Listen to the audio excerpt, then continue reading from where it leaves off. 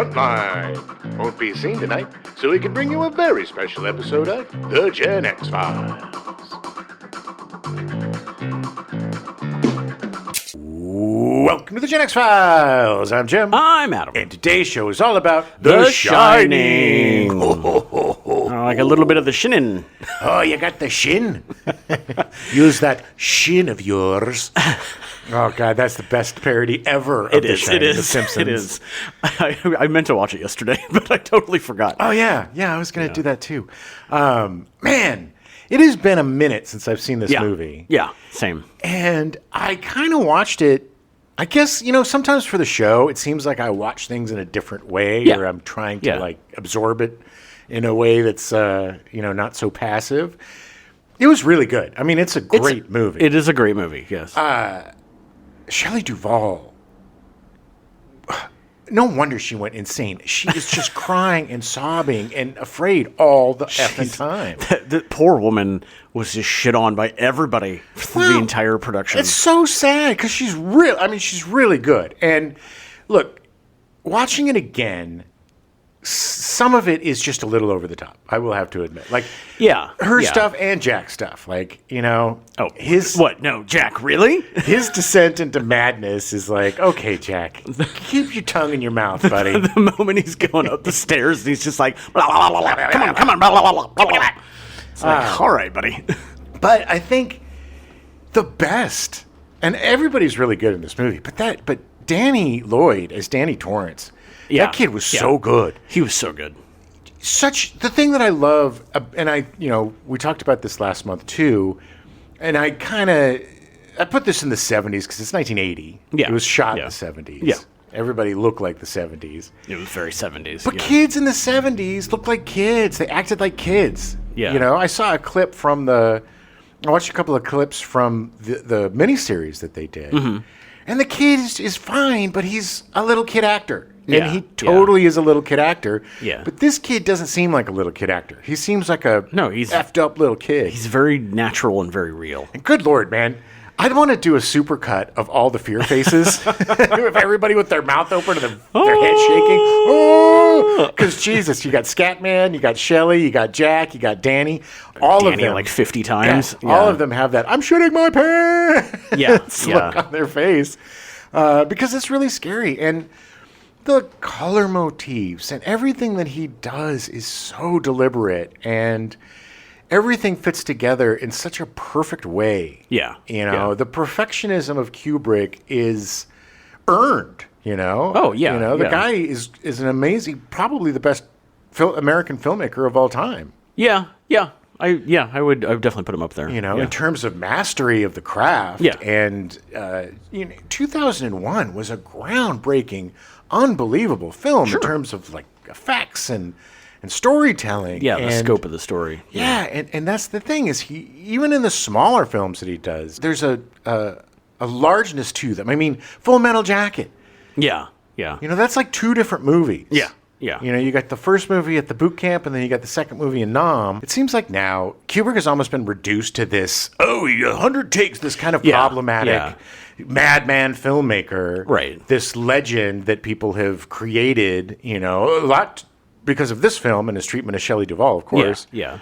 But the truth is a lot more complicated than that. Yeah. And even listening to Shelley Duvall talk about him, even though she had such a traumatic experience going through it, she still respected him. Yeah, and did not regret doing the part. No, it was a hard process, but at the end of it, it got a really good performance. But it's crazy. I was watching some behind the scenes stuff, and it wasn't like he was a dick. He was just kind of like, Shelley, if you jump on every single word of his, then you're overdoing it. It looks like overacting, Shelley. She's like, I'm thinking it. Well, Shelley, no, you can't do it as much because it's coming across as phony.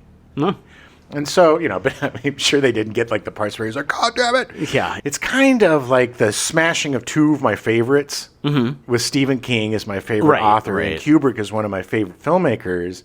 And it bums me out that even though I love the movie, that it is such a kind of bastardization of King's vision. Because the truth is he completely changes the point of the movie. Yeah.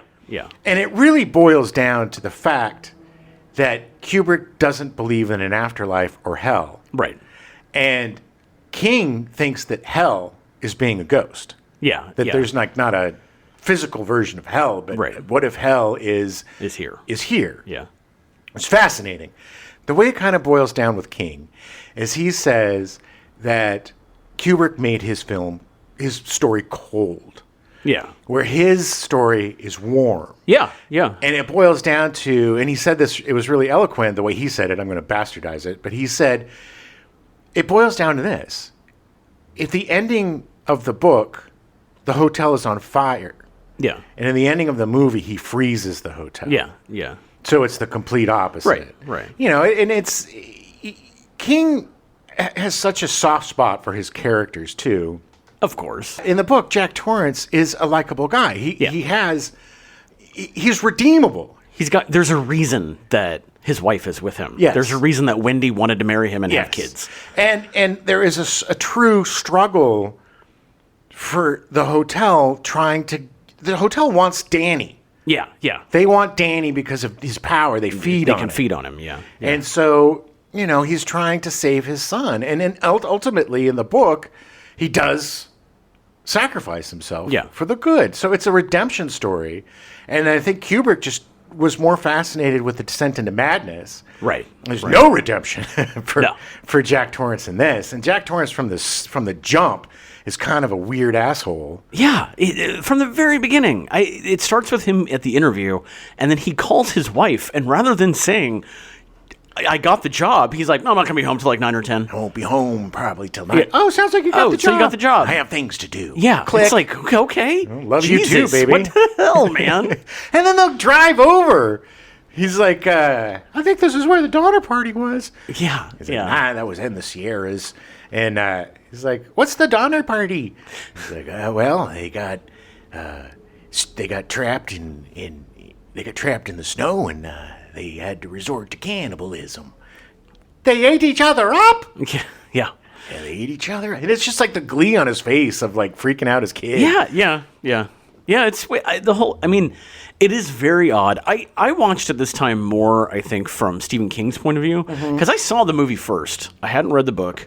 And a long time ago. Sure. And the movie was fine. Yeah. Like, I was not a huge fan of the movie. It was slow.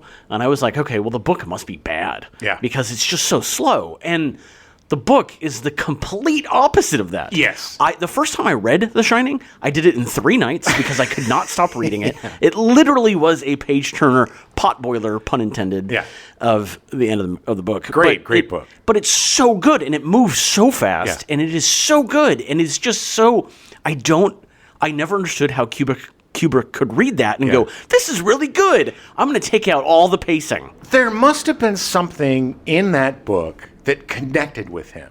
The story you tell about him reading the book is really great. But I think his own prejudice and preconceived notions about the afterlife and ghosts and all the hoobity-joo, that stuff doesn't interest him.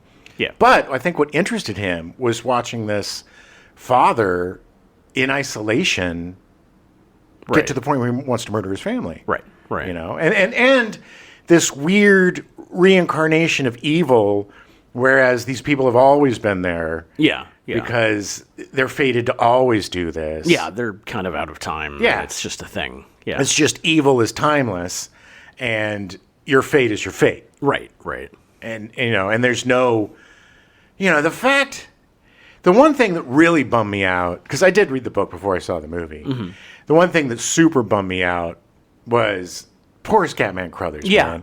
Because his part in the book is so much more engaging and interesting. For being a horror movie, there is one death, one murder, and it's poor Scatman Crothers. And he comes all the way. It's so pointless. It goes for so long. And then he's just, hello, and then axe to the chest. Oh, The Simpsons did that so great in the Treehouse of Terror, because It's always Willie who comes to help and teach 3-1s, and then finally he's like, "Oh, I'm so bad at this," because he keeps getting. But it sucks so much because he's such a good character in the book, and it's not that he's fine in the movie, but it just sucks his fate. Well, the thing is, he is great in the movie. He's charming, and he's a very engaging character. That whole conversation with him when they're eating ice cream is such a good scene. So cool, and I gotta tell you, man, Kubrick is great at getting out exposition in such a natural way. Yeah. You know, the tour of the hotel, and you get all the shit that you need out of the way in the first 20 minutes. Right. And in a way you don't feel like you're getting inundated with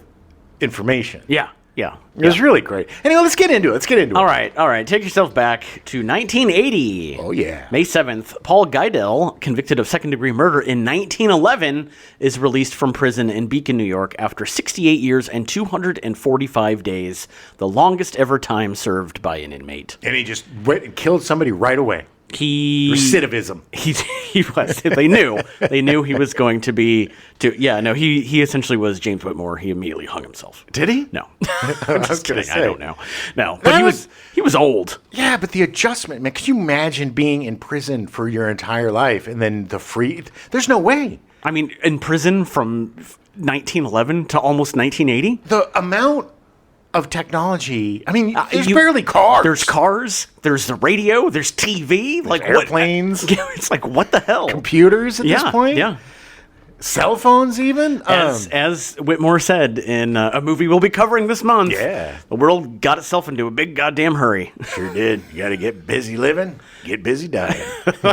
Save that for the next week. May 18th, the 1980 eruption of Mount St. Helens volcano in Washington kills 57 and causes $3 billion in damage. That was so nuts. You don't remember that because you're like 2. No, I was super young. But when that happened, we're like, a volcano in the United States? It's insane. Yeah, it was crazy. The videos, the photos and stuff, it was insane. Yeah, Absolutely it was the 80s and 70s were a crazy time. May 22nd, Namco's Pac-Man, the highest earning arcade game of all time, is released in Japan. Nice. 1980. That is much earlier than I thought. Wasn't it called like Fookman or something? Or because it was like they were changing it to FUK.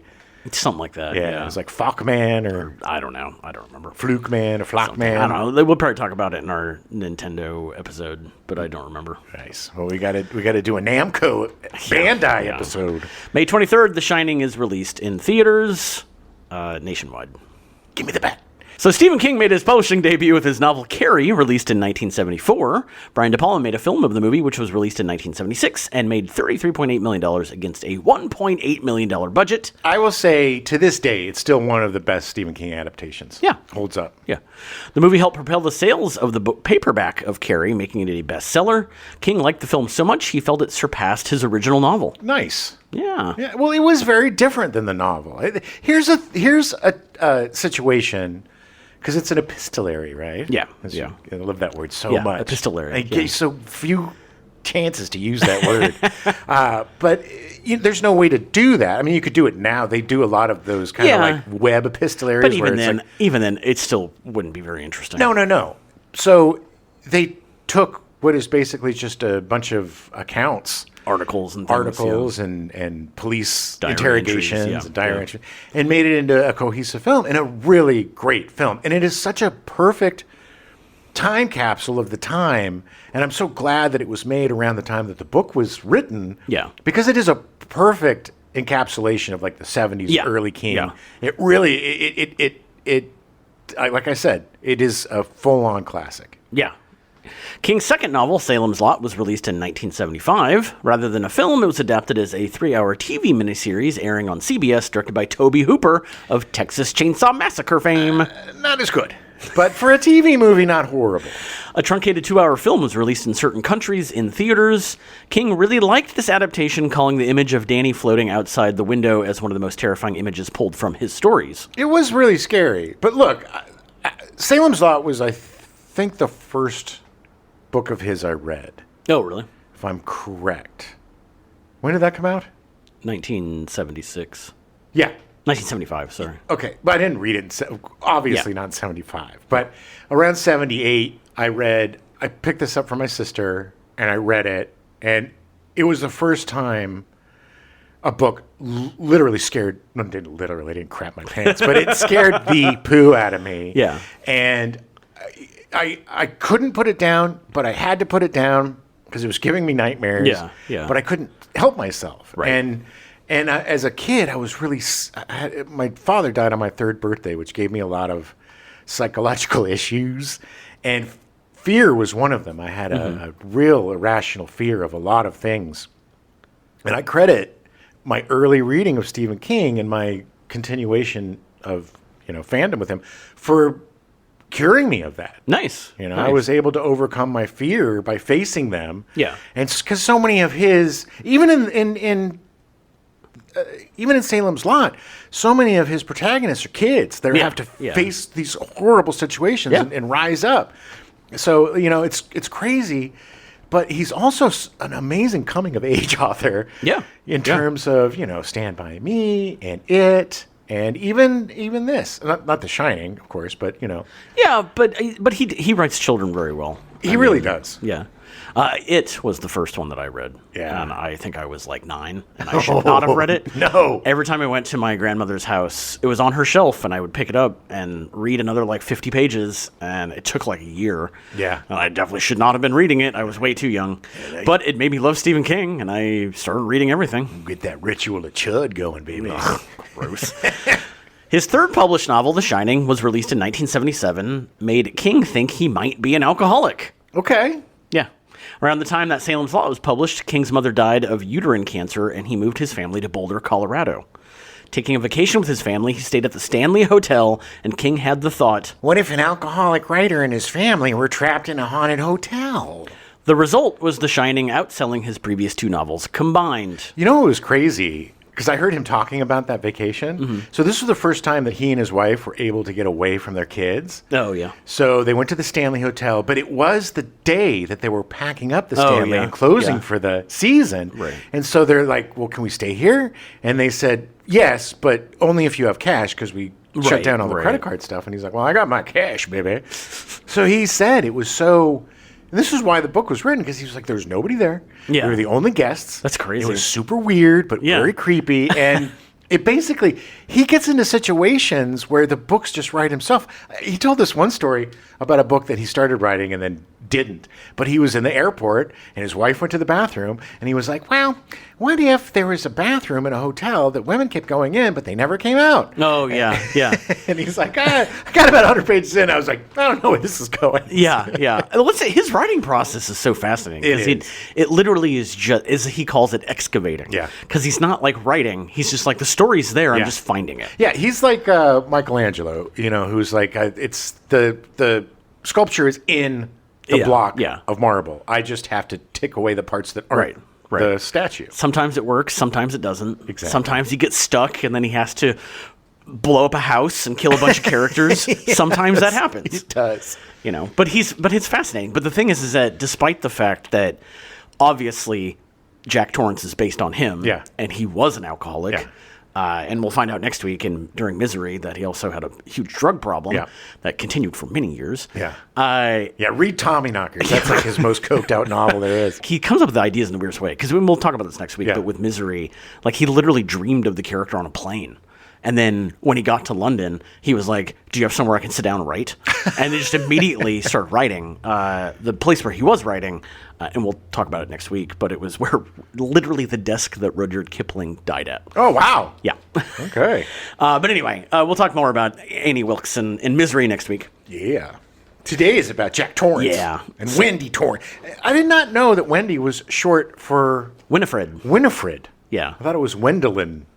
Wendelin? Yeah, the Gwendolyn, the G is just silent. No, Wendelin. Right, I know. Yeah, yes, exactly. The G is silent. But Winifred, I did not know. Winifred, I think that makes sense. Winnie, Freddie, I've heard those. It's the same, Jack is a nickname for John. It's like, where does the hell does that come from? Stupid. Yeah, exactly. It's the British. They're weird.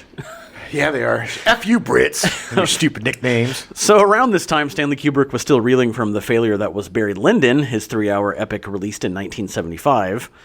Kubrick was offered the chance to direct The Exorcist, but he turned it down, thinking it would be a box office dud. Nice going there, Stanley. Surprise, it was not.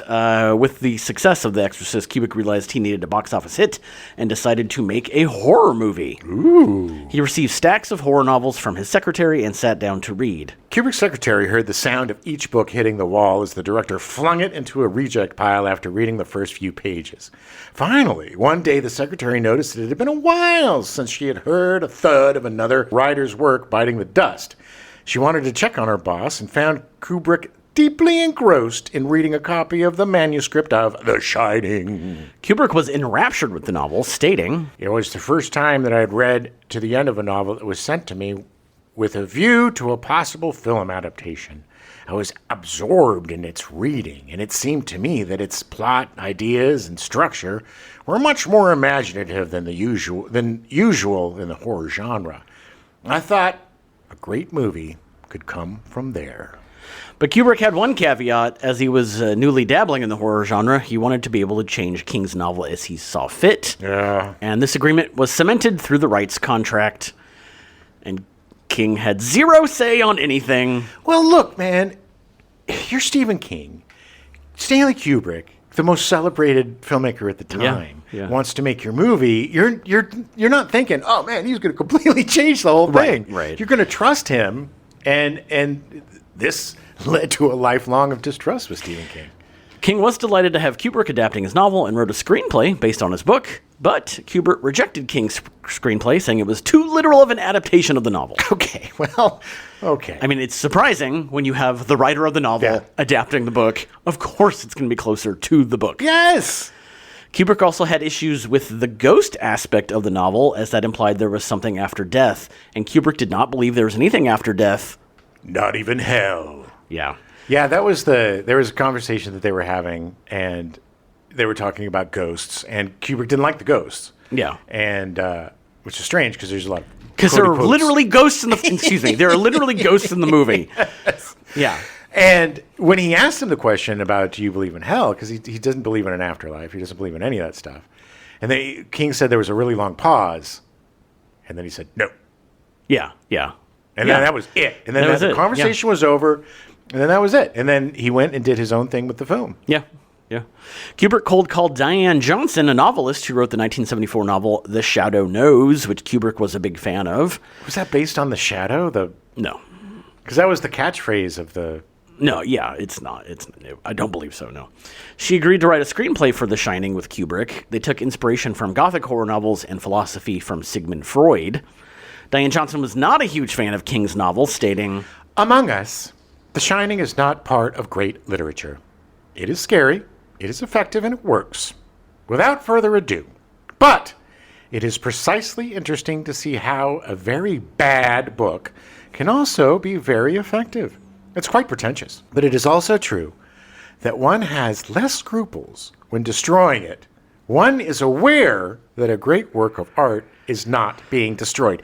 F you, lady. That is F the most passive-aggressive criticism I've ever seen. That's fairly aggressive. She calls it a bad book and basically says, I don't feel bad about destroying this book because it's a piece of crap. Well, you know what, lady? I'm going to read your Shadow book, and I'll give that review.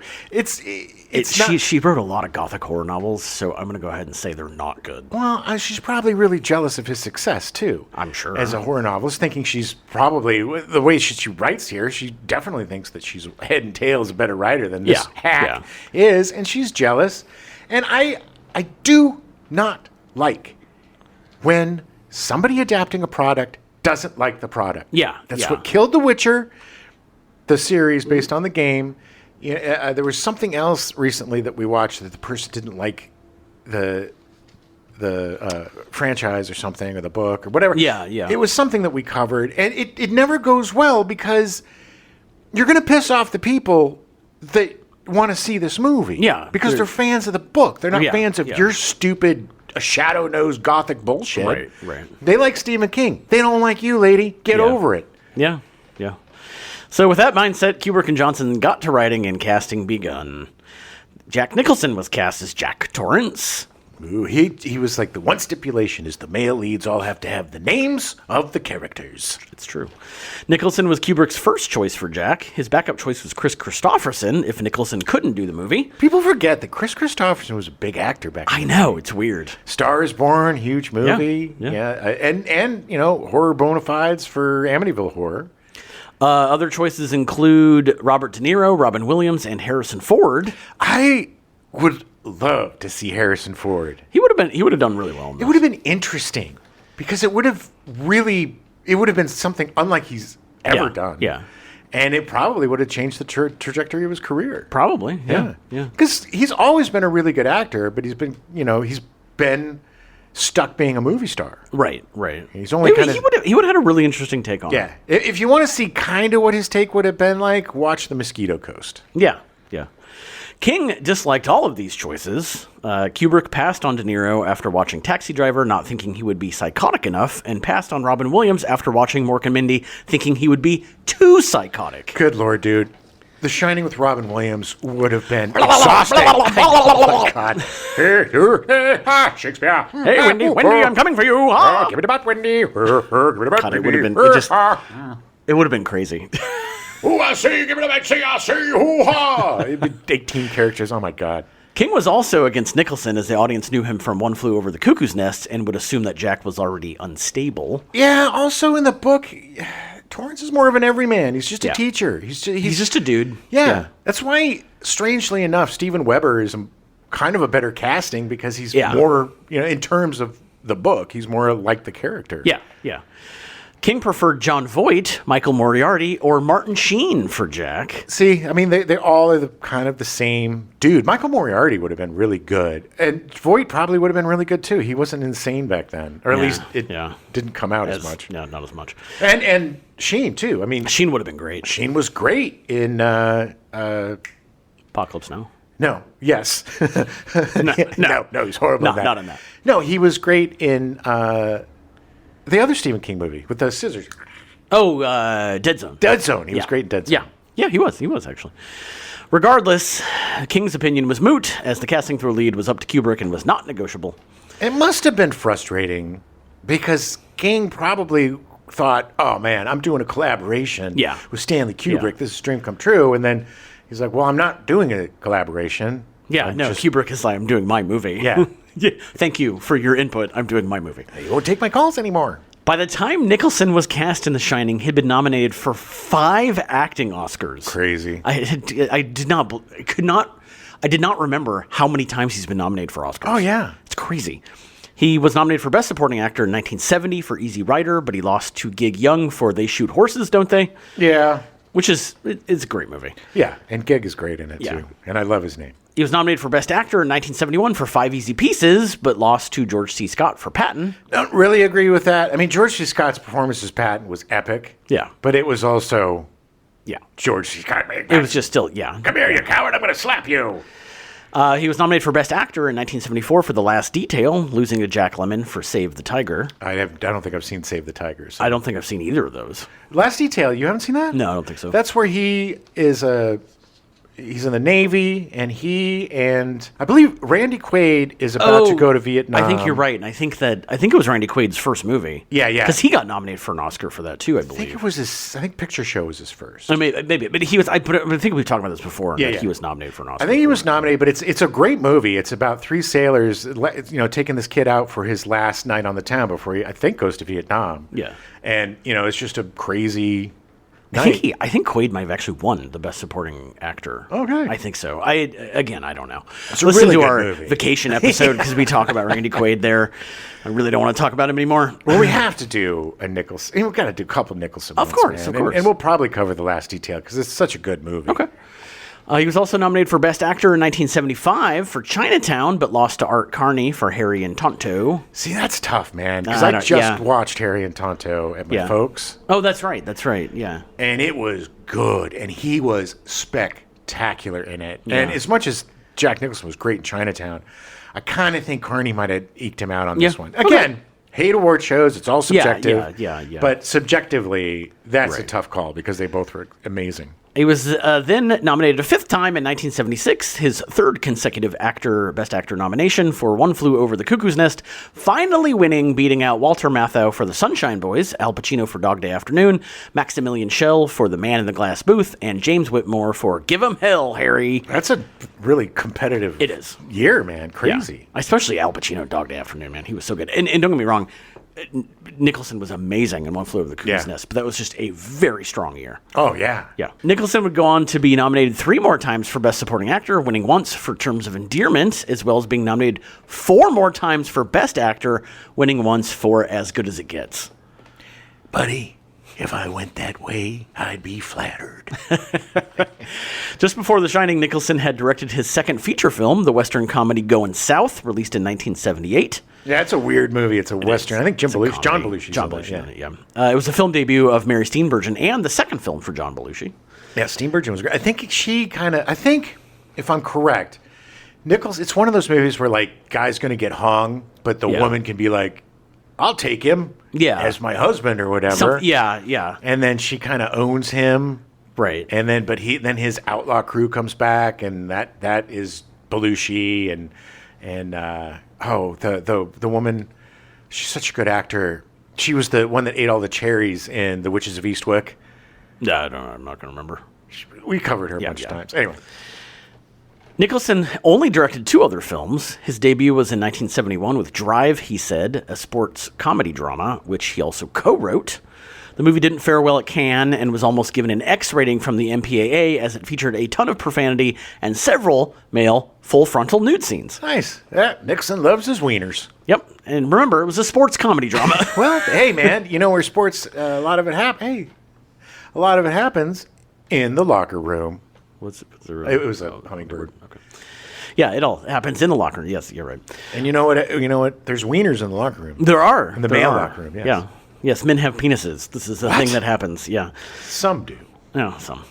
His final directorial effort was the Chinatown sequel, The Two Jakes, released in 1990, but failed horribly at the box office. I'd like to give that another look. I haven't seen it since it came out.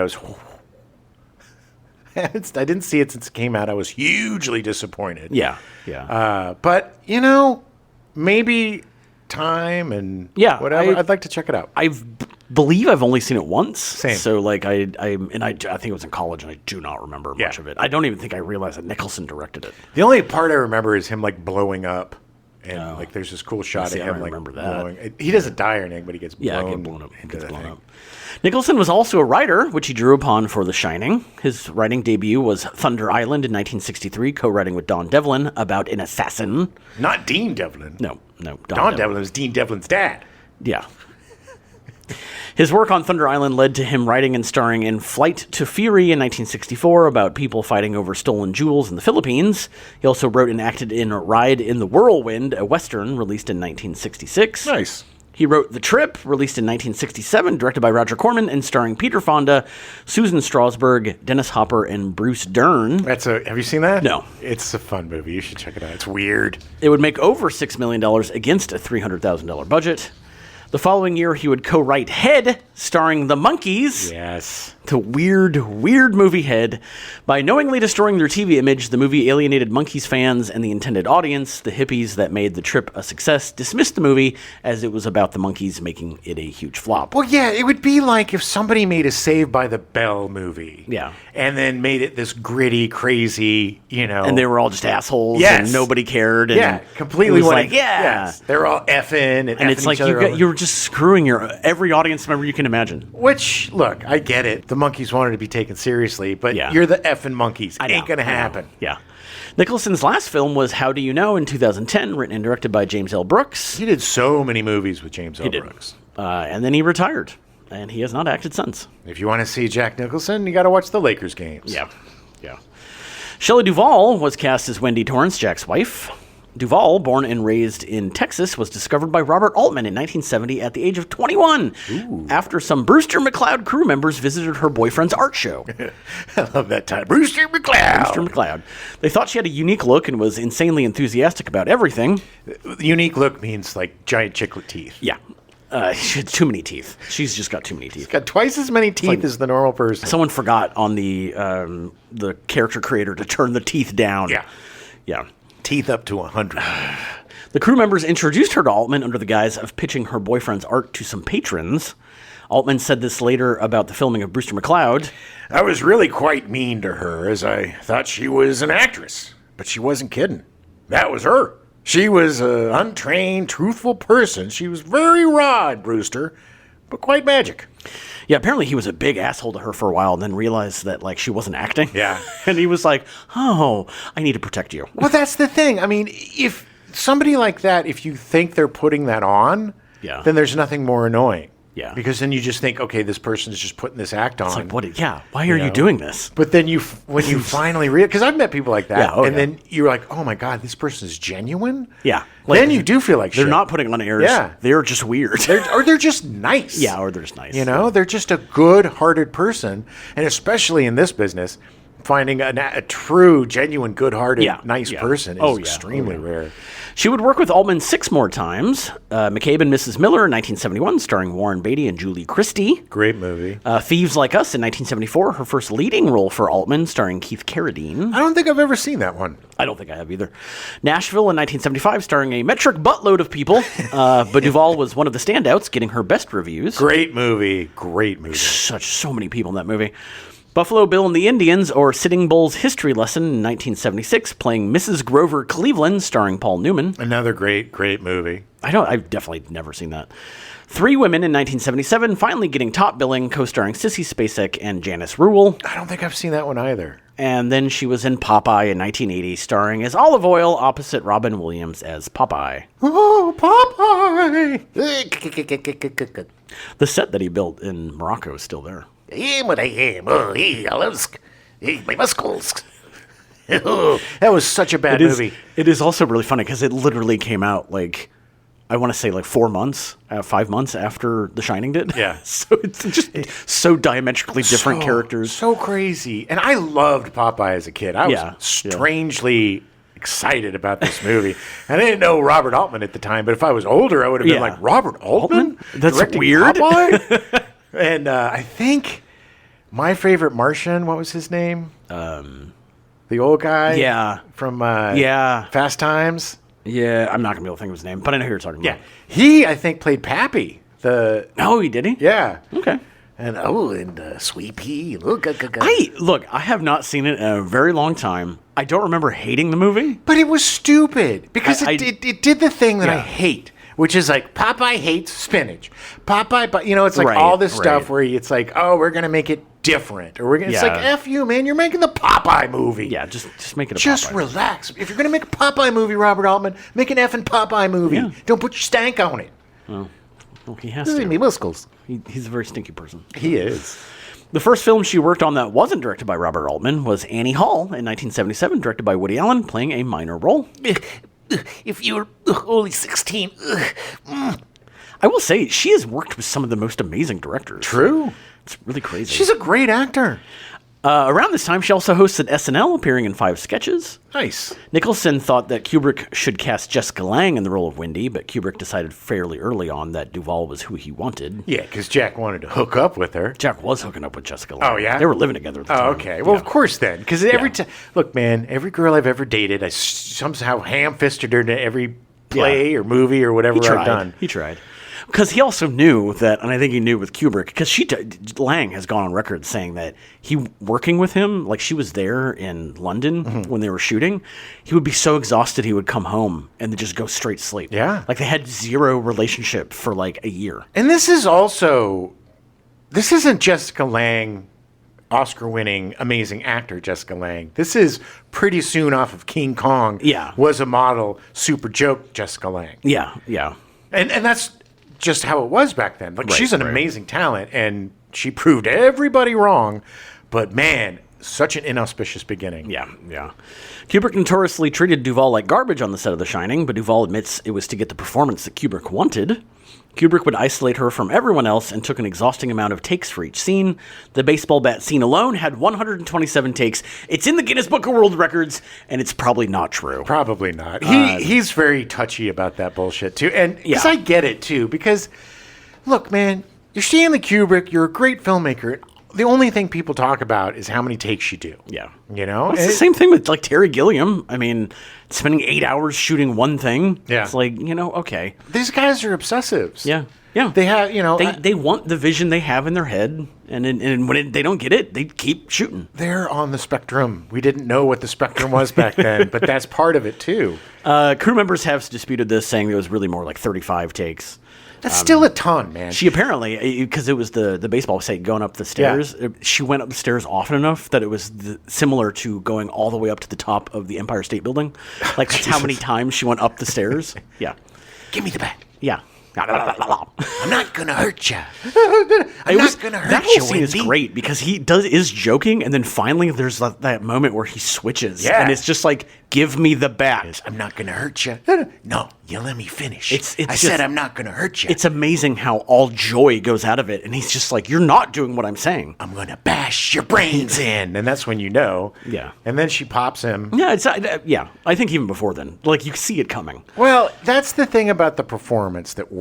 Is even though that's the thing about Jack too, is any other actor being that completely not out of control, but completely like Yeah. I mean, Homer Simpson again does give me the Yeah. bat, give me the bat. Right. Does a perfect parody of that, but there is a controlled madness to him. Like, Yeah. it works because he makes it work. You know what I mean? It's like in any Yeah, other person yeah. doing the beep, beep, sticking their tongue out, you'd be like, oh. And look, even him at certain points, I was like, all right, Jack, just Yeah, give it's a it little effing rest. when he's in the gold room talking to Lloyd. The couple of times, it's like, calm down, man.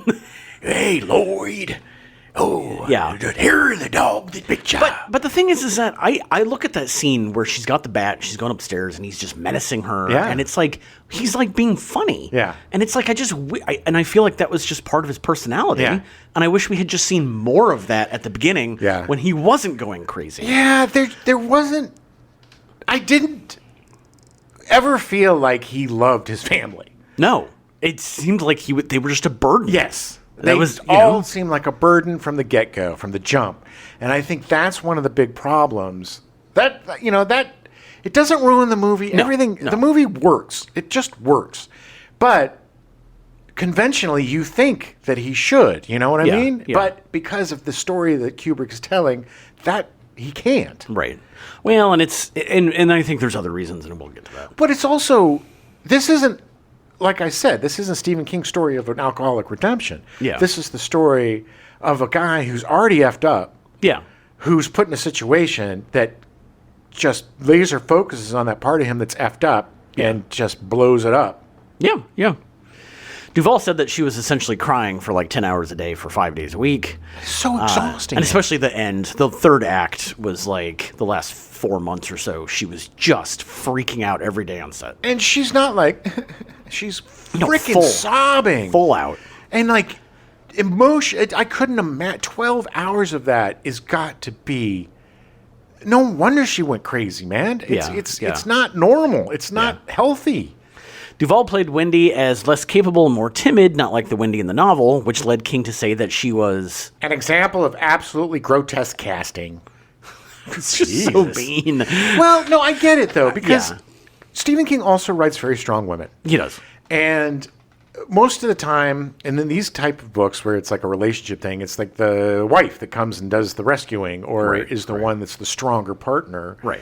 And yeah, Wendy was just a weak little piece of toast in this. Yeah.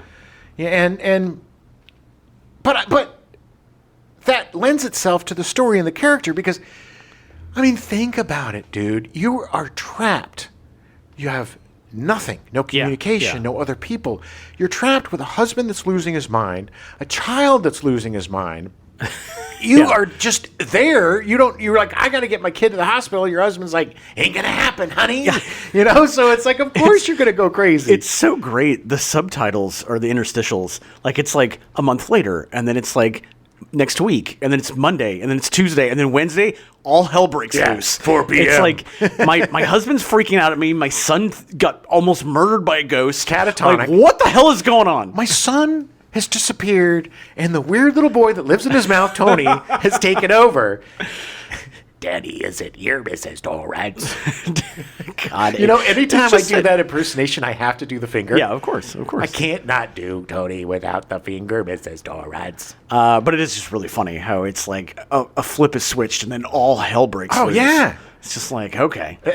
Poor Wendy. God, dealing with all that shit. I just was trying to make you sandwiches. I know. And what an exhausting part, It just... Again, man. Very, very thankless part. Super thankless. It's tough to make that level of fear and helplessness real. Yeah. And there are moments where it's over the top, and it's like, Jesus Christ, it's too much. Yeah. But then it goes even more and somehow brings you back. You know what I mean? Yeah. It's like that thing where a joke is funny, then it's not funny, then it's really not funny, but then it's funny again. You know what I mean? It's like it's that type of thing, but with horror. I couldn't imagine doing that part, man. I mean, I've done roles where you've had to like get really raw emotionally and cry and stuff, and just doing that for an hour, I'm like, okay, I need 3 weeks off. Unfortunately, Duvall would get nominated for a Golden Raspberry for her acting in their inaugural ceremony. Oh, man. But it would later be rescinded in 2022 with the admission that her performance was a reflection of Kubrick's pressure on her rather than her acting. But it was also a good performance. I know. You know what I mean? It's Kubrick was also nominated for Worst Director. So, well, the Razzies are stupid. They are. They really are. In 1982, Duvall created Fairy Tale Theater, acting as a narrator, host, and executive producer, which aired on Showtime. That was such a cute show. The first episode was The Frog Prince, starring Robin Williams and Terry Garr, written and directed by Eric Idle. Yeah, it was so cute. It was such a sweet show, man. Yeah, she seems like the sweetest human being alive. I think the Fairy Tale Theater and the other shows she did are more indicative of who she is as a person than anything else she's done. Yeah, I think she's an enigma, man, because here's a person that wasn't looking for any of this. No. Just kind of grabbed because of her boyfriend. Thrust into it. Yeah. And then thrust into it with one of the greatest American filmmakers, Robert Altman. Yeah. And then goes from Altman to Kubrick to Woody Allen, It's so she's just this great actor who kind of just was pulled into this business, floated around working with these great people. And then I think when she finally, I also think that the Fairy Tale Theater and the subsequent shows are kind of a reaction to her situation on The Shining. Sure. Like, I don't want to do that shit anymore. I just want to do happy, fun shit with my friends. And do stuff for kids and no more crying. I'm not crying ever again on camera. She would produce 27 episodes of Fairy Tale Theater over 6 seasons.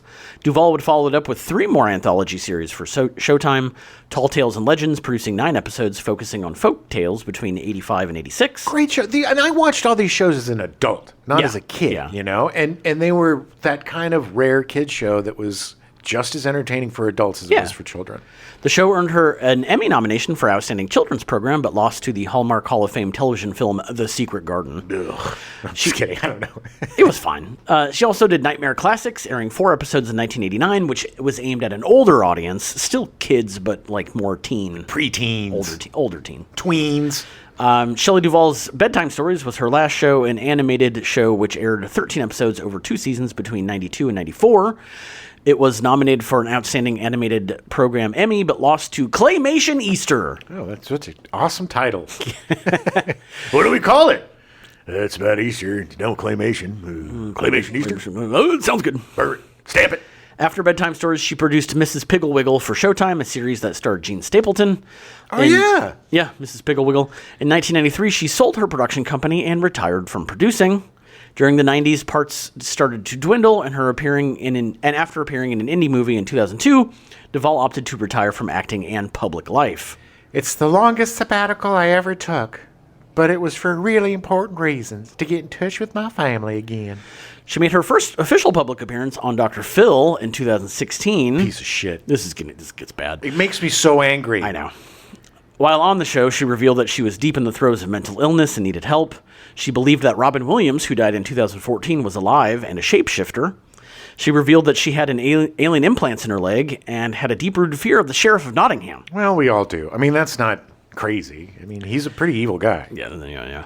The response to her appearance was unilateral disgust with Vivian Kubrick, Stanley Kubrick's daughter, who made a documentary about the making of The Shining while it was being filmed, called for a boycott of Dr. Phil. Agreed. In 2021, Seth Abramovich, a writer for The Hollywood Reporter, found Duvall for an interview saying, I only knew that it didn't feel right for McGraw's insensitive sideshow to be the final word on her legacy. The article noted that her memory was sharp and full of engrossing stories. In 2022, it was revealed that Duvall would make a comeback and appear in the horror movie The Forest Hills. Initially, with just a cameo, she became a full part of the ensemble when she asked if she could film more scenes. Nice. Could you imagine? Yeah. Can I be in it more? Yeah. Okay, Shelley. Yeah, sure. No, Shelley. You cannot. She called her return so much fun and joked that Jessica Tandy won an Oscar when she was 80. I can still win. Sadly, her return to acting was short-lived as she ended up in hospice care and passing away from complications of diabetes on July 11th, 2024. That's so sad. Yeah. Look, Dr. Phil completely took advantage of her. He did. You know, she has a mental illness. She's not on her meds. She's having a manic episode. Instead of calling the doctors and helping her, he exploited her on television. Yeah, it's awful. I mean, he does that with everybody. He's a piece of shit. It's just that we just all knew who she was. Yeah. He's a piece of shit. Dr. Drew's a piece of shit. These are ghouls. Dr. Oz. Yeah. Who take advantage of people at their absolute worst. Take people at their lowest, and they're like, sign a paper, and we're going to expose you, and we're going to make fun of you, and we're going to make you look like an idiot. Because we are scum. It's true. Danny Lloyd was cast as Danny Doc Torrance, Jack and Wendy's son. They ate them up. They ate each other up. Yeah, man, it's fine. He watched it on TV. It's fine. See that? He watched it on the television. Kubrick initially wanted Carrie Guffey from Close Encounters of the Third Kind to play Danny, but his parents refused, claiming it was too gruesome for a child. Yeah, those are good parents. Yeah. Kubrick sent 2 actor friends to find the right Danny, auditioning over 5,000 kids in Chicago, Denver, and Cincinnati over a 6-month period. Yeah, I auditioned. Nice. Well, you would have been right about the right age. I would have been. Lloyd was selected because he was able to maintain his concentration for a long period of time. 6 at the start of filming, Kubrick was very protective of Lloyd to the point where Lloyd didn't even realize he was making a horror movie. I don't understand. There's a lot of really horror stuff that he does. And then how do you explain the little boy talking in your mouth? Or the 4 shots of his face with abject fear. He thought it was a family drama. Okay. He wasn't allowed to actually watch the movie until he was 12. It makes me wonder what kind of family he has.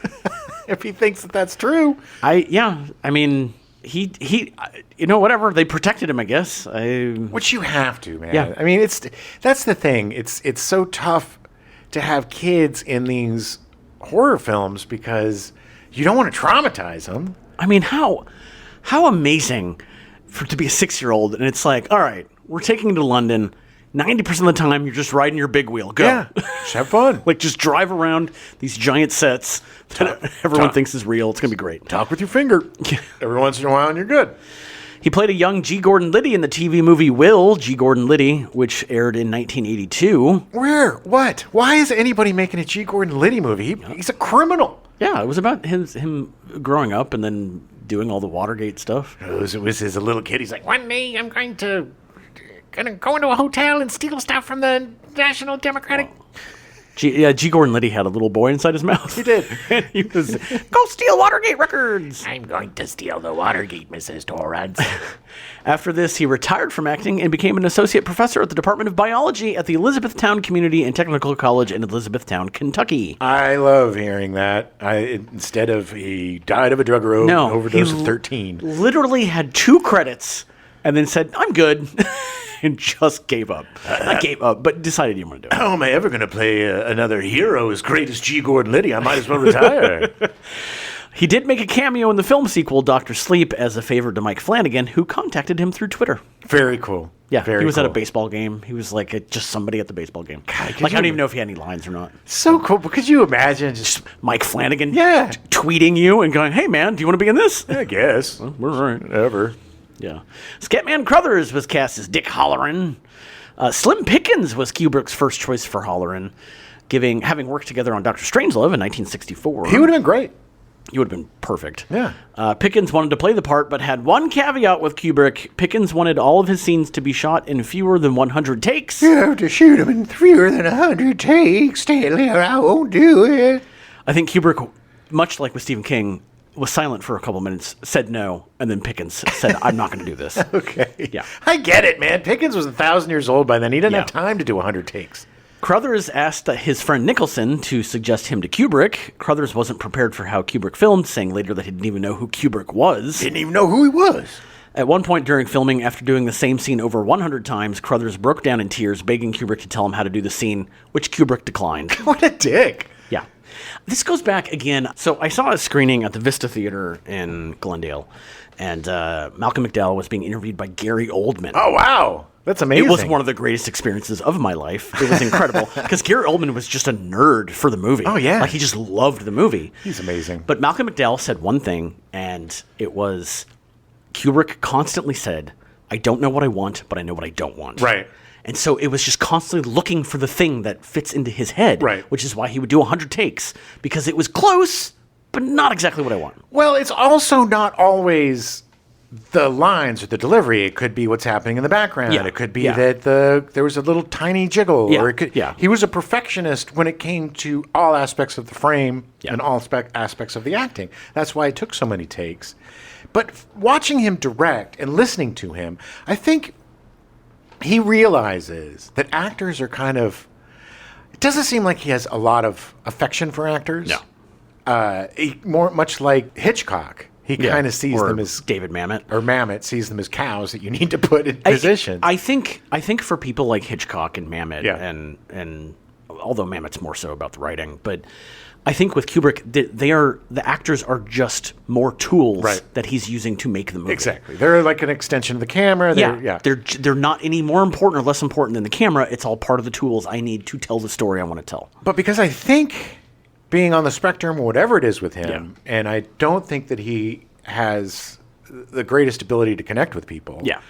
I think he takes advantage of the insecurities and he takes actors to the place where he destroys them, Yeah. and then he can build them up and get what he wants. But Right. but certain actors get it. Like I think Nicholson gets it, and he's in it. And they know that the end result is going to be worth Right. it.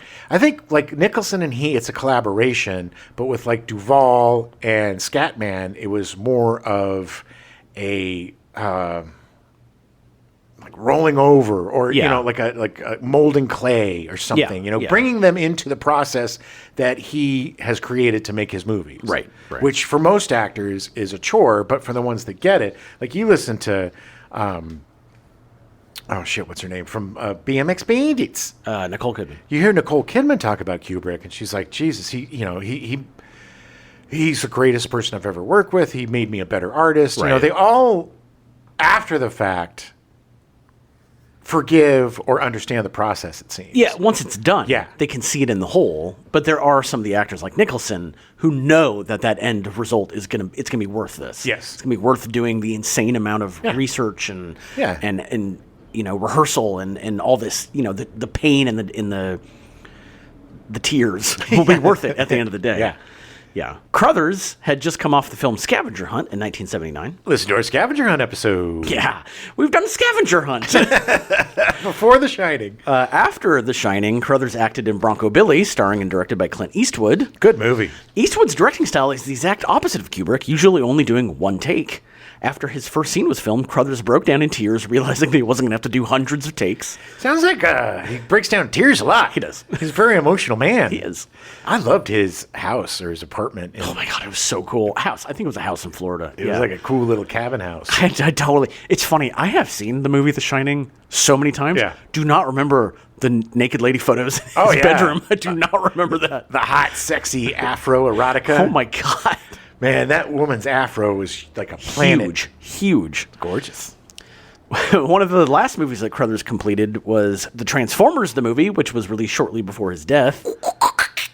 Also, listen to our The Transformers, the movie episode. Oh, that's true. We did cover it. Who did he play? Starscream or something? Skipjack or something. Skipjack or I something? don't know.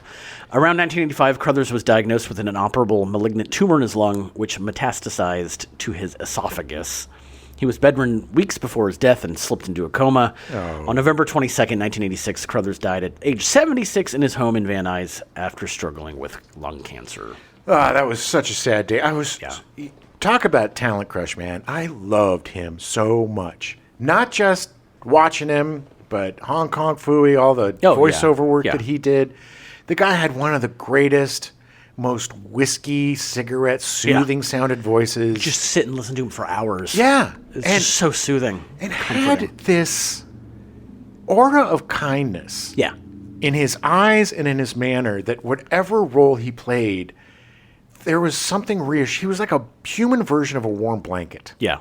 It was the sequence with him taking Danny around and getting the ice cream and talking about The Shining. That to me is probably the most Stephen King. Yeah. Because he is so good with that kid and so good at getting information from him and telling it, like you were saying at the beginning, telling it in a way that isn't just jamming it down your throat. But it was so funny too, because the kid's like, "Why are you afraid of the hotel?" "I ain't afraid of the hotel." What about room 237? Whoa. Nothing wrong with that room. Just go over there. Why are you bringing that up, man? Hey, Doc. He's just so soothing, man. Yeah. And that's why he was perfect for this role. Yeah.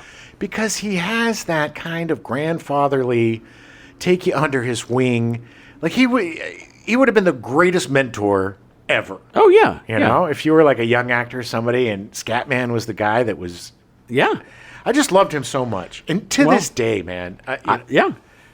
This is why Stanley Kubrick had to kill him in the movie. Because we can't have nice things. Worst part of the movie. It pissed me off so bad when he took that axe right to the chest.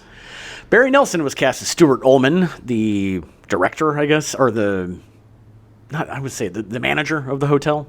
Yeah, the guy with the greatest outfit. Oh my God. His rust-colored cords. Yeah, and that jacket. That tight leather jacket with the Furry cufflink cuffs, yeah. The guy just, in that shirt and everything, he just looked like he was a mod from the Mod Squad. Funny enough, Nelson was the first actor to ever portray James Bond in a 1954 TV adaptation of Casino Royale. Yeah. In this version, Bond was American and sometimes referred to as Jimmy. Jimmy Bond, yeah. Bond was relatively unknown in America until JFK listed To Russia with Love in his 10 favorite books in a Life article in 1961. Yeah. And then America just went Bond crazy. Well, there was also Casino Royale. That was one of the first ones with David Niven. There's several actors playing Bond, but David Niven was like... I mean, even Woody Allen was in it. Yeah. I don't know if he played Bond, but they had Jimmy Bond in that one, too. It was weird. Ullman appeared in Airport in 1970, playing Captain Anson Harris, the pilot of the doomed flight. Oh, man, he also had the greatest hair in this movie. Yeah, he did. Listen to our disaster movie episode, our early disaster movie episode. And listen to our greatest hair episode. Nelson's final role was portraying an actor on a background television in the movie Poltergeist. He was uncredited and retired from films after this. He was really good, and it's a thankless part because it's all exposition. Yeah. But he did it in a way... I really liked the two guys, he and whoever the assistant was. No, I didn't include him. I mean, I'm sure he didn't do a lot. Yeah. But I don't think he barely talked through the whole thing. No, but there was an air of creepiness to them. It was a very unsettling movie. Nothing felt right. Yeah. Yeah. Even from the beginning, everything felt a little off. And the greatest part was, well, there was an incident. Yeah, I know. It was like, what? Why are you bringing this up? You're literally manifesting me killing my family. Yeah, the caretaker murdered his wife and his two daughters and then put a shotgun and blew his face off. But don't worry about that. He's like, well, I'll never do that. Now I understand why they waited to tell me. How'd you tell me? And it was, it is totally foreshadowing, but it's like, well, another thing that The Simpsons did that was so great with the parody is like, all right, cut the cable and take all the booze. And then Smithers is like, Do you think that's probably why the other caretakers killed their family? Well, if it happens, I owe you a Coke. Nelson did make TV appearances until 1990, but then retired completely. And he died on April 7th, 2007, while traveling in Bucks County, Pennsylvania, 9 days before his 90th birthday. Oh, he had a big party planned. That sucks. Yeah. Do you think they still had the party in his memory? Yeah, it was a memorial, sure. Right. Yeah. And turned a birthday party into a funeral party. Yeah. Philip Stone was cast as Delbert Grady, the former caretaker who didn't remember being the caretaker. Delbert. Stone is British and started his career in British television. Stone is the only actor to appear in 3 consecutive Kubrick films. The only one that survived. He first worked with Kubrick in 1971, appearing as the main character's pa in A Clockwork Orange. Oh, yeah. He then appeared as the Lyndon family lawyer in Barry Lyndon in 1975, and then finally as Grady in The Shining. Philip Stone recalled of his scene with Jack Nicholson in The Shining. We shot it 50 or 60 times, I should think. Always in one take. Then Jack Nicholson, Stanley, and I would sit down and look at each take on a video. Jack would say, "That's pretty good, wasn't it, Stanley?" And Stanley would say, "Yes, it was. Now let's do it again." Yep. He considers that scene with Jack Nicholson to be some of the best acting he's ever done. It's amazing. It's such an amazing scene because there are so many different... The thing about this is there's like 3 different layers in each scene of what's going on. Yeah. That's what's happening on the surface, what's happening underneath the surface, and then what's happening underneath the surface. And that conversation and his facial expression, because he kind of remembers. And he's resentful that he's bringing it up. Yeah, it's like, I'm not the caretaker anymore, asshole. You are. Yeah, you're the one that's going to kill your family now. Yes, exactly. It's it's such a great performance. That whole sequence is done. It is so off-putting with them standing in a men's bathroom. Yeah. Like, kind of facing each other, but not really. Yes. And then they're there for like 5 minutes, just standing stock still, talking. In this weird red bathroom. It's so unsettling. Very cool. Yeah. Stone's other film roles included Thunderball in 1965, Where Eagles Dare in 1968, Flash Gordon in 1980, and Indiana Jones and the Temple of Doom in 1984. Who was he in that? He was one of the professors, I think, or something. He voiced the role of Theoden in Ralph Bakshi's The Lord of the Rings in 1978. His final role was in the TV movie Doomwatch Winter Angel in 1999. He died in Ealing, London in 2003 at the age of 79. When I first read that, I thought it said he died eating London. Yeah. Eating. He's trying to eat London. At the age of 79, he said, "Now is the time. I'm going to eat London." And it's like all of his friends were like, "Dude, you're going to die." Yeah, well, he did. If I die, I'll die doing what I love, eating London. Joe Turkel was cast as Lloyd. Turkel also appeared in 3 Kubrick films, but not consecutively. He played Tiny in The Killing in 1956. He also played Captain Arnaud in Paths of Glory in 1957. After The Shining, Turkel played Dr. Eldon Tyrell in Blade Runner in 1982. So good in that. So good. I totally forgot that was him. Yeah. He didn't appear in any films after Blade Runner, making a couple of TV appearances and in one awful straight-to-video sci-fi movie. He did reprise the role of Dr. Tyrell in the 1997 Blade Runner video game. After that, he retired to Southern California, where he started wriing screenplays. Nice. On June 27th, 2022, Turkel died at the age of 94 from liver failure at St. John's Health Center in Santa Monica. Oh. Yeah. Tony Burton was cast as Larry Durkin. He was the guy who rents the Snowcat to... He finds it for long, weary, traveling Scatman Crothers. Did you get me a Snowcat? I guess. Burton is best known for playing trainer Duke Evers in the Rocky films. Oh, yeah. He started as a football player before transitioning to boxing. He had a relatively successful career, but then was locked up for 3 years for a botched robbery. Yeah, like we all were. That happens. After he got out of prison, he started acting. Yeah, because why not? Because he's a failed athlete and an ex-con. So what's the best job for you? Acting. Because you know why? It's the easiest job in the world. Burton was a talented chess player as well, and when he brought this up to Kubrick during filming, despite being days behind production schedule, Kubrick shut down production for the day so they could play chess. I'd be so pissed. Burton only beat him once, but Kubrick appreciated having a formidable opponent. Nice. Yeah. On February 26, 2016, he died at the age of 78 from complications of pneumonia. Oh. So, that's always so weird to me, dying from pneumonia. Yeah, when you get old, it's hard for your body to recover. Well, it's your lungs. Once your lungs fill with fluid, that's kind of it. You're kind of done. Filming began in May of 1978 at Elstree Studios in England. Kubrick had a phobia of flying, so he always shot everything in his native England. Not his native England. He's not from England. In his new home of England. His adopted home. His adopted home, yeah. They built a full-scale replica of the exterior facade of the hotel in Elstree Studios. Insane. All that stuff, the hedge maze, the exterior of that, every single thing you see inside was on a set. Amazing. It is so huge. Like, watching it again, knowing that, because I don't think I realized that in every other time I watched it. Knowing that, it is insane how much they built for this movie. I can't believe it wasn't nominated for set design. It was incredible. Yeah. It was really incredible. Absolutely incredible. And just the colors and how every color meant something. Yeah. And it conveyed different feelings. And if people were wearing red, then it was, it was. Yeah. I love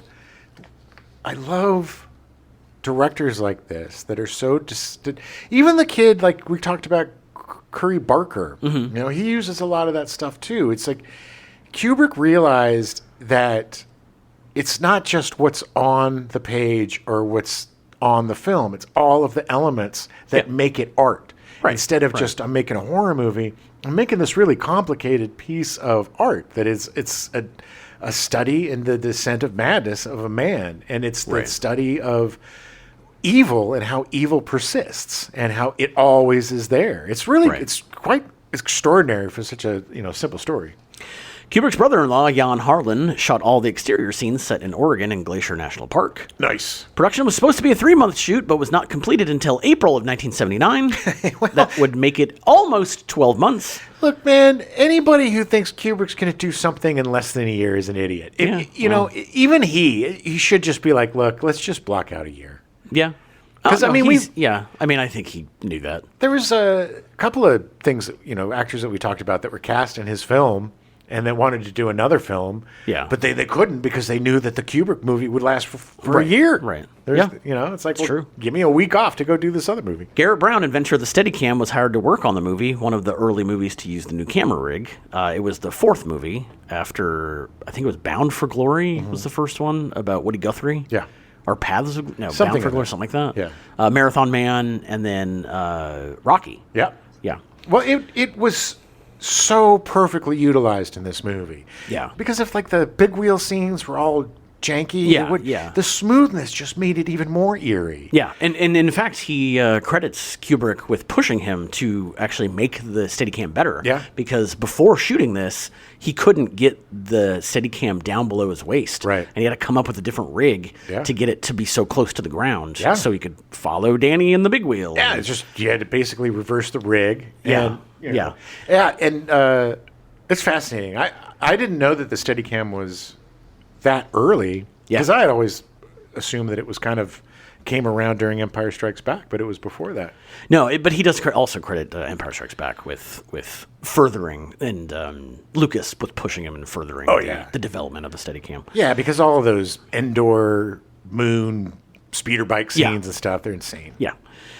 Brown was told there was no way that the movie would shoot longer than 6 months, which was good for Brown, as he was hired to work on Rocky II in 6 months. Nice. By the 6-month mark, less than half the movie had been shot, and Brown ended up spending a week in England shooting The Shining, then commuting via Concorde on Sunday to Philadelphia to shoot Rocky II, and then repeating the process for almost 4 months. Oh my God, the dude must have been exhausted. Yeah.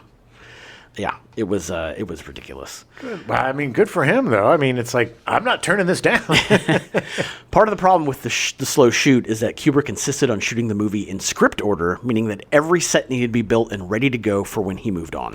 But that was for the actors, too, because you build your performance, and it's brilliant, man. I love when things shoot in chronological order, especially as an actor, because then you build your performance as it goes, rather than having to jump around and, what did I do here? And then before this, it's just a much more organic way. I don't disagree, but I do think this was a detriment to the movie, because I think that if they hadn't shot it that way, they would have put more of Jack being more likable in the beginning. Yeah. I think once they realized where he got to, he could have gone back and said, okay, let's add some more humor for you in this, make you a little more likable. Right. Which they didn't, because they shot it in order and that was it. Well, it's also, I don't think he cared about him being likable. I think I think it's, from the jump, like you said, there's nothing really likable about Jack Torrance in this version. No. This meant that he took over the entirety of Elstree Studios, which actually pushed back the production on a bunch of movies. Another issue was that Kubrick kept rewriting scenes, usually up to the day of shooting. It became so prevalent that Nicholson wouldn't even read pages given to him if he wasn't already on set. Well, that makes sense. You don't want to waste your time, Yeah. It's like, why? I've been on that, where you're like, okay, you work really hard, you memorize the scene, and then it's like, well, we scrapped it. This happened on the first show I worked on in LA on House. Oh, yeah. I was working on the second season of House, and they rewrote stuff so often that the actors we would go deliver scripts and pages, and then I would go the next day with more pages, and they were still sitting exactly where they were because they knew they were just going to read it when they got on set. Yeah. Because they knew that somebody would hand them new pages as soon as they stepped on set. Yes, man, like the different colors for the different. Yeah. Also, Kubrick trusted his actors enough that he let them improvise on set. Yeah. The "Here's Johnny" line was improvised by Nicholson, as Kubrick didn't know the significance of the line. What does that mean? But Haven't you ever seen Johnny Carson? And a lot of it too, like him freaking out at her when she comes and interrupts him. Yeah. The whole if I'm in here, I'm working. Yeah. If I'm not in here, I'm working. Yeah. I'm just working. That was all not Kubrick. That was all Nicholson, who literally had those conversations with girlfriends when he was writing in the 60s. Sure. Yeah. Nicholson seems like a bit of a prick. Yeah. For the door smashing scene, the art department built a fake door for Nicholson to smash. What they didn't realize is that Nicholson was a former volunteer firefighter and smashed through the fake door way too easily. He knew exactly how to use that axe. Oh, yeah, he did. That shot, too. I love the shot of him axing. I love the shot of him attacking the door because the camera moves. That movement is so fluid. It is my God. So good. It happens twice, and then I was like, no, do it again. Do it again. I want to see it again. Because it makes it so much more impactful. You feel like you're the axe. Yes. And it is just like, that is coming for you. Yeah, it is brilliant. It's so good. So Windy. good. They had to reinforce the other 60-ish doors they made for the amount of takes that Kubrick wanted. Good Lord. He smashed through that door literally 60 times. That's exhausting, too. Yeah. Which they obviously did, because at one point he had only busted through one little pane of it, and then they cut back to it, and both of them were gone. Yeah. It was like, all right. Which just made me disbelieve the whole movie. Stupid movie. Yeah. The maze scene with Nicholson and Danny took over a month to shoot. Crew members would often get lost in the maze, having to use walkie-talkies to find their way out. Why couldn't they just listen to Jack Nicholson's bizarre moanings? I know. It was so weird. The evil had overtaken him. Well, he had become pure animalistic rage at that point. Yeah. There was nothing but rage. Despite his use of numerous takes on pretty much everything else, the blood pouring from the elevators was done in just 3 takes. I'm sure, thankfully, to the art department, who had to clean all that shit up. Yeah. They're like, well, we had 75 billion gallons of blood ready to go. What are we going to do with all this extra blood? Kubrick notes that the doors never actually open. It just appears that way. Yeah. It all comes from the sides and pours out. It was also the policy of the MPAA that if blood was shown in a trailer, it wouldn't be allowed to be shown in a theater. A problem for the theatrical trailer of the film, which was just the single take of the blood pouring out. Yeah.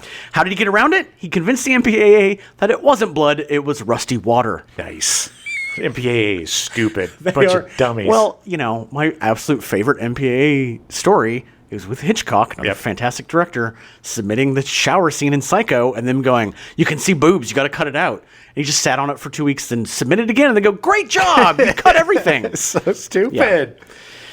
For the typing scenes, Kubrick actually recorded someone typing. All work and no play makes Jack a dull boy. As Kubrick believed that each typewriter key sounded different. Yeah, well, which they do. Yeah. All these pages that contain the phrase were actually typed by Kubrick's secretary. Poor person. Which, in hindsight, I always think it's way more. Yeah. I think that there's stacks and stacks of pages. It's just one box. But that's But it's still, and the fact that as they go through it, that Kubrick was like, you did all this. Yeah. And they were like, just keep going with the pages. And they were all different. Every single page was different. Some in triangles, some screenplays, some It was so good. Poor woman, though. I mean, she must have spent 2 or 3 days just typing at least. the same thing. Yeah. The film was initially released on 10 screens in New York and LA the same weekend that The Empire Strikes Back opened. Ooh. Yeah. Funny enough, with it being only 10 screens, it actually had a higher per-screen average than The Empire Strikes Back. Well, I mean, that makes sense. It was like 66,000 to like 50,000. Yeah. Kubrick, ever the perfectionist, actually cut a scene after the New York and LA screenings. Really? There's an end scene in a hospital that he cut out. Oh. Yeah. It was a scene, and I just said that. It was a scene in the hospital in the film. It was with her and him. Essentially, you know that they got away. Right. Yeah. Which you didn't need. No. It was redundant. Superfluous. It was redundant. Yeah.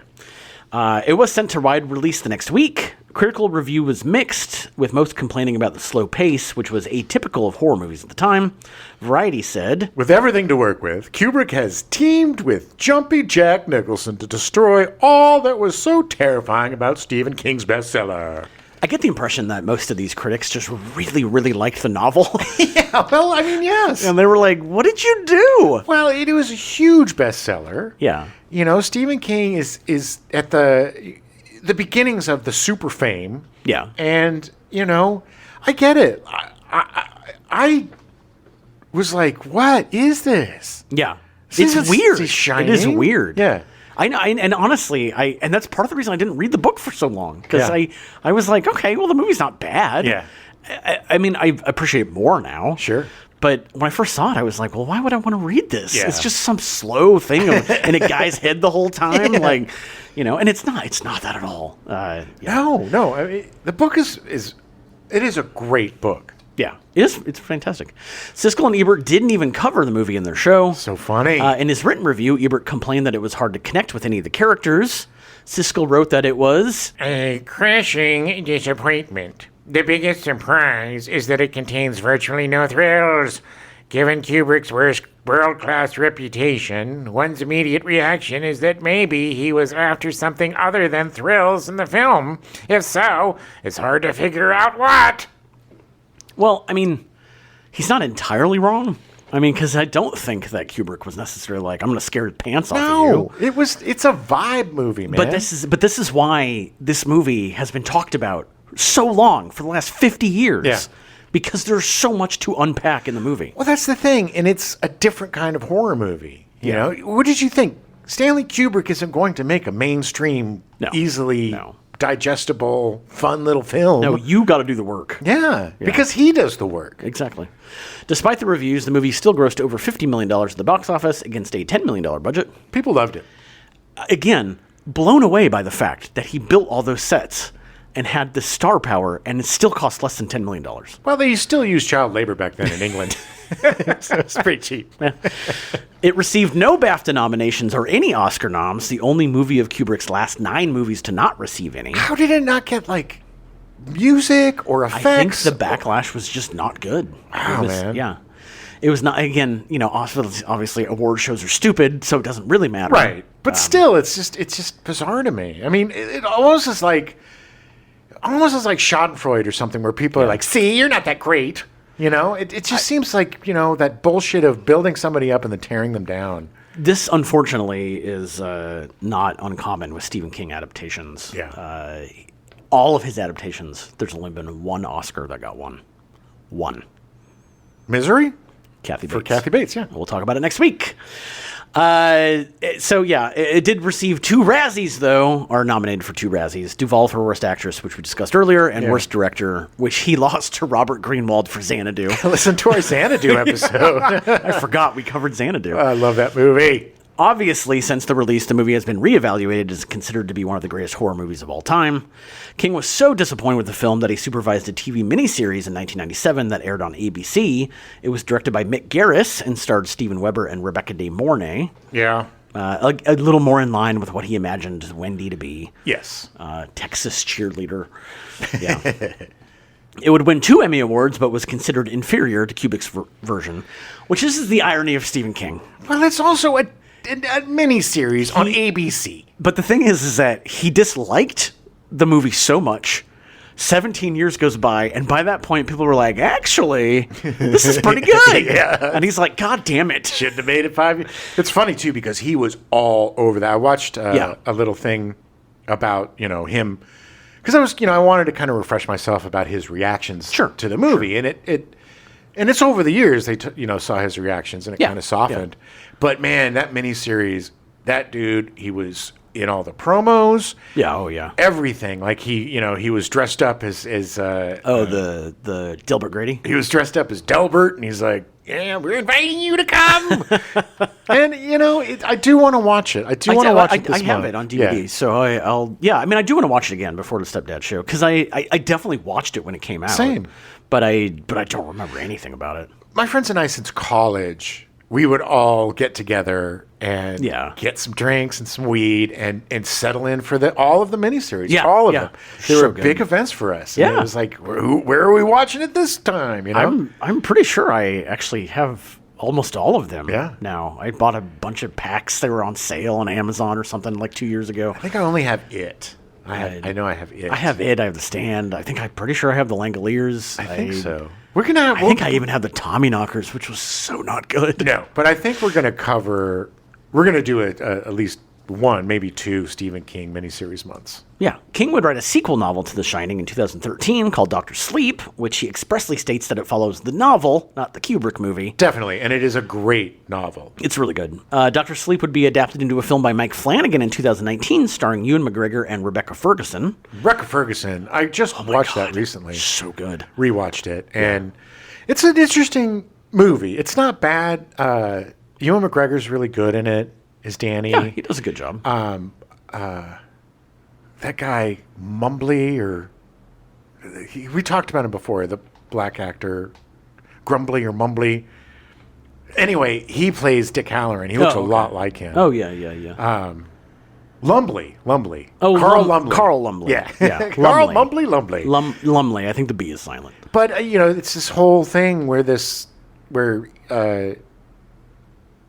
Danny has this relationship with this girl that has The Shining, and Rebecca Ferguson is part of this group of gypsies that feed on kids that have the shine. Yeah. That's Shine. how they survive, yeah. That's how they live forever. Yeah. So it was a really interesting take Yeah. on the whole.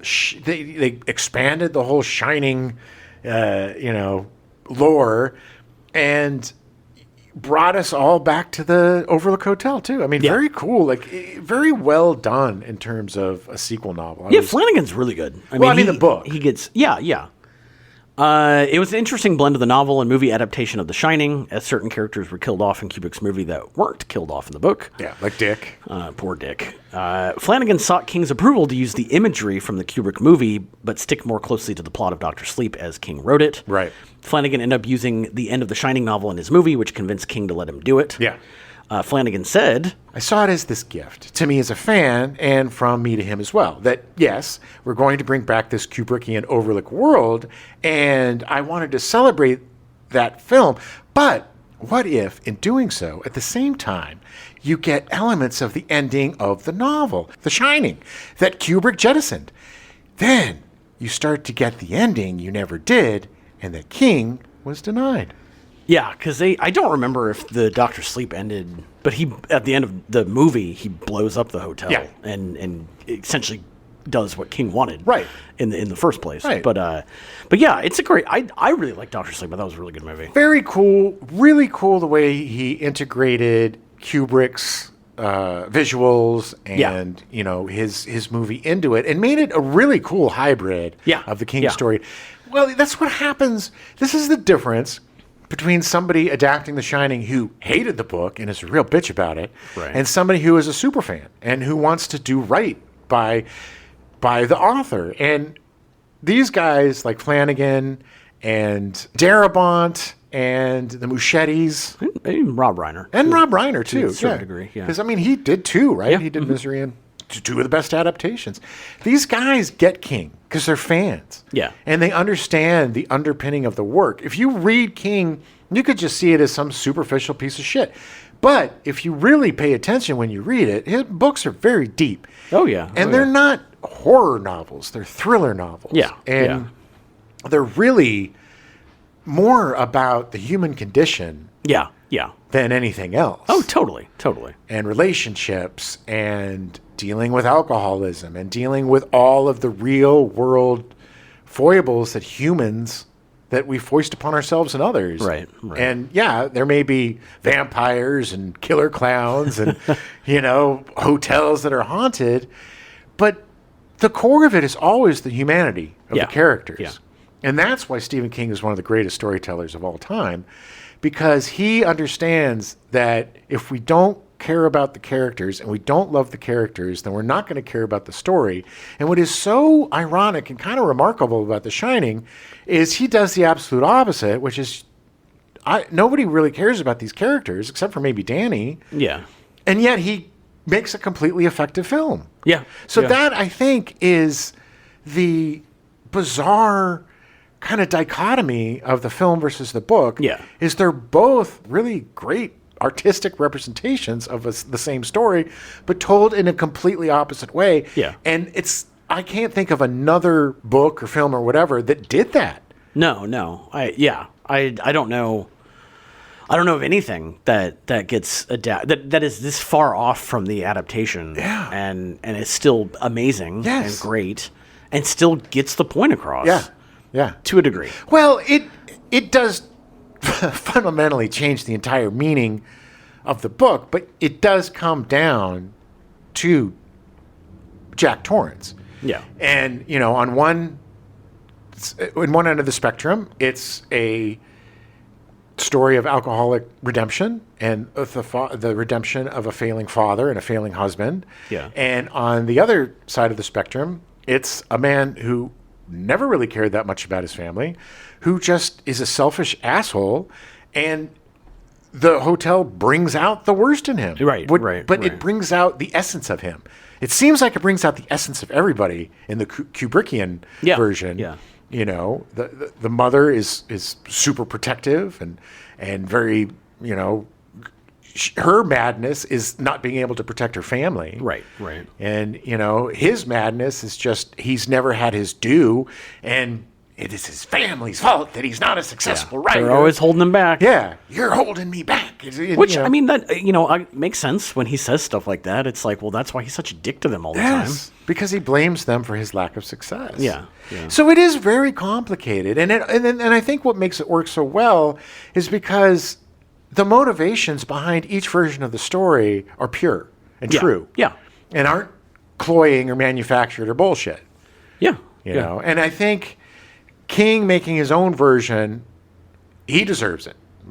He's earned it. Sure. Sure. He's sold enough books and he's done enough stuff that if he wants to make his version of the film, of the book, go for it. But like you said, it's never going to match, especially an ABC TV movie, which just cuts the balls off of it right at the get-go. Sure. I would like to see Stephen King, if he really wants to do it, he and Mike Flanagan should team up and make The Shining for HBO. Yeah. Make a series. That would be really great, man, if they did Stephen King, Flanagan, and every season they did a different book. Yeah. That would be awesome. Well, I mean, Flanagan's starting to do that. Yeah. He's starting with Carrie. It's going to come out at the end of this year. Yeah, curious about that. Yeah. So we'll see. All right, we'll be back next week with Misery. Very excited. I've not seen Misery in a long time. Yeah, baby. Get your hobbling on. That's like Kathy Bates, so good. Oh my God, that book is one because there's like 2 or 3 of Stephen King's books, and this, strangely enough, I couldn't believe that my reaction to this. But when I finished that book, I was in my apartment. I was the summer, freshman year in college. I was living in La Jolla with a friend of mine, and I was alone in the apartment. I finished the book, and I was terrified. For some reason, I was terrified that Annie Wilkes was behind the chair. Might have been a little stoned, but I was so surprised that book brought me so much terror because I think it is so possible. Like, The Shining is crazy and all that, but being held captive, it's going to be a good show. It's going to be fun. It's going to be fun to talk about. We'll see you next week. Danny's not here, Mrs. Torrance. Wendy, give me the bat. Give me the bat, Wendy. Oh, here's Johnny. Ship, shap, shippity boo. I saw it as this gift to me as a fan, and from me to him as well. That yes, we're going to bring back this Kubrickian end of the show. A lot of people talk,